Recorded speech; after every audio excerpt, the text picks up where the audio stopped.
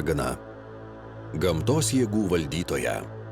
Ragana – moteriškų pasakų ir sakmių būtybė, turinti stebuklingų galių. Spėjama, kad raganos buvo seniausių laikų žiniuonės, laikomos magijos veiksmų atlikėjomis. Ragana valdė žmonių ligas, nuo jos priklausė, bus žmogus sveikas ar sirgs, gyvens ligonis ar ne. Raganos žinioje buvo vaistažolės, galinčios tiek padėti, tiek pakenkti. Savo tikslams pasiekti dažnai pasitelkdavo ir gamtos stichijas.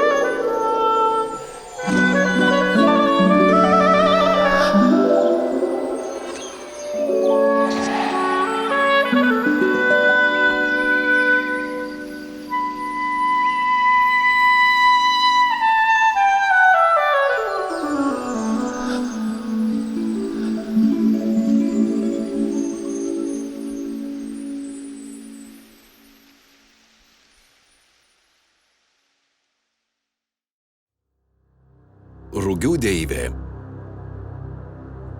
Rugių deivė rūpindavosi pasitais rugiais, jų derliumi.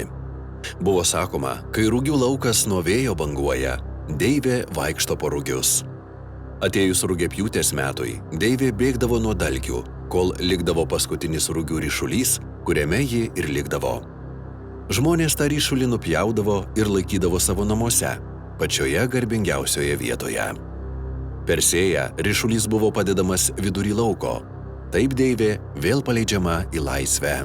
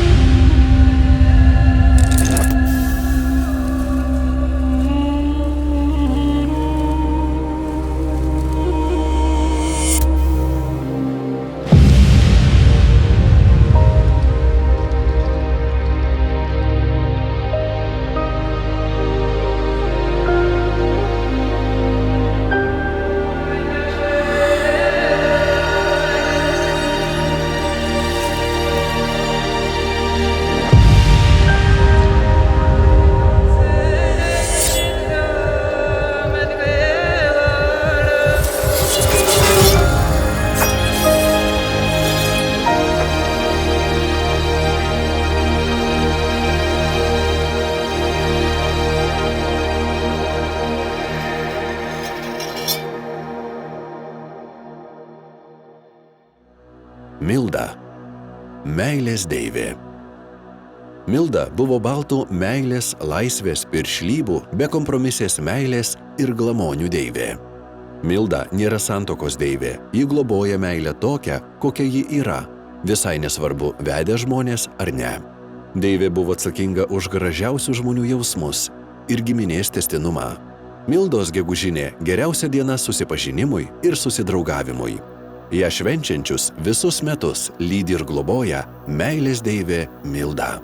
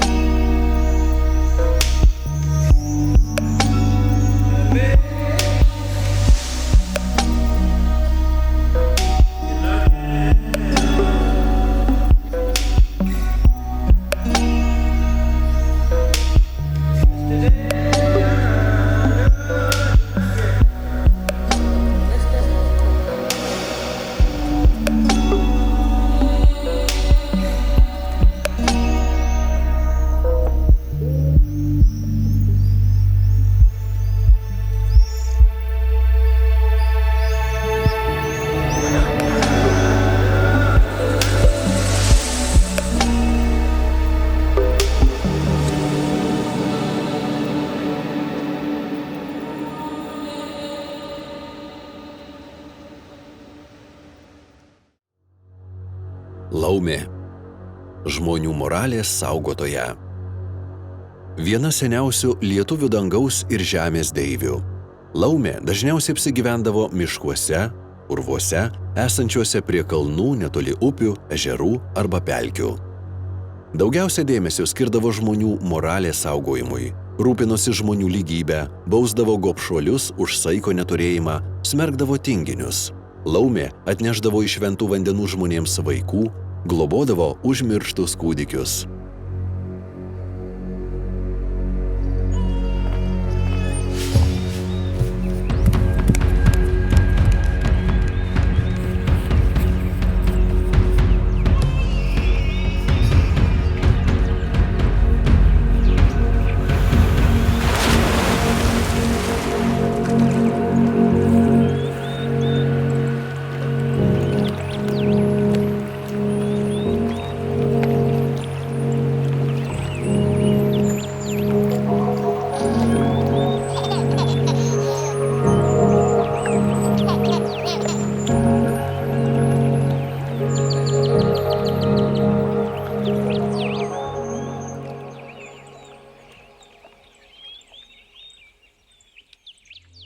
Laima – gimimo ir gyvenimo deivė.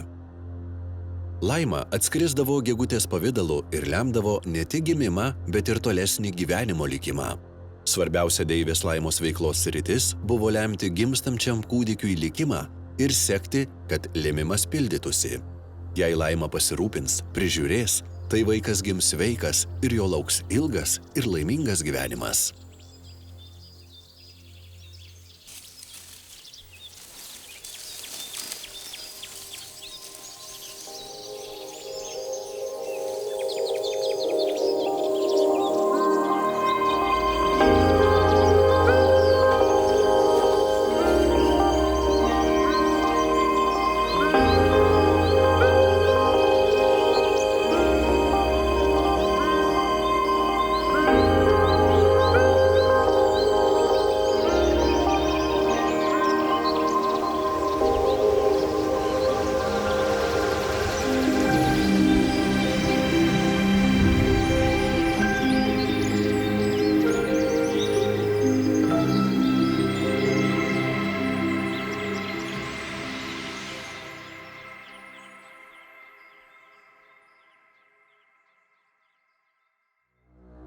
Gabija – ugnies ir šeimos židinio deivė.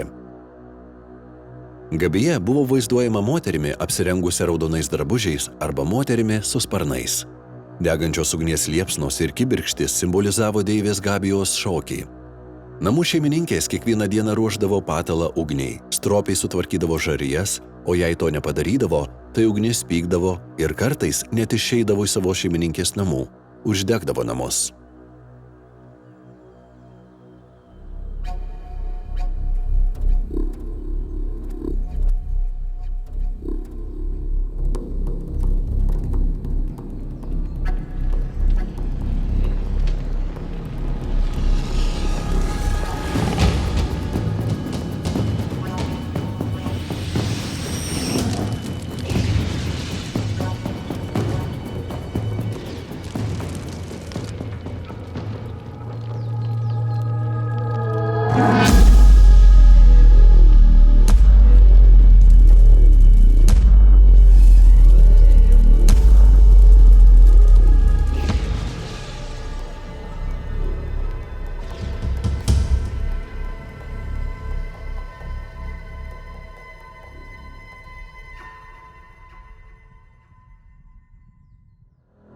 Brėkšta – ankstyvo ryto ir sutemų deivė.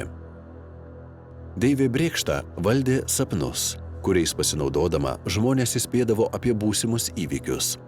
Jis saugodavo naktį ir tik pasirodžius pirmiesiems ankstyvo ryto spinduliams pasitraukdavo į miškus, taip globą perduodama deivei Saulei.